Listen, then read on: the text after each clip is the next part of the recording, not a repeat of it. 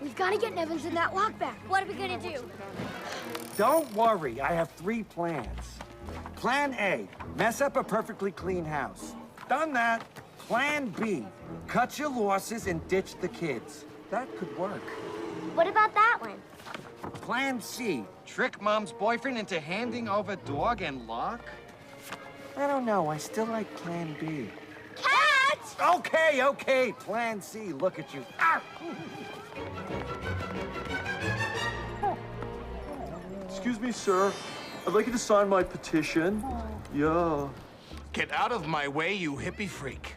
Are you aware of the senseless wholesale slaughter of the flatulating acid-spitting Zamzizaru? Yeah.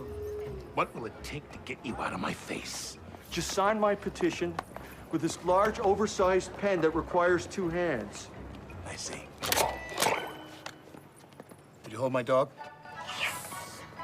Okay, I have a problem with the word dog. I don't use the D word per se, because I think it's really, really wrong. Yeah. But I will happily hold your canine American. Yeah. More comfortable with that, really. Yeah. Okay. How much is that canine American in the window?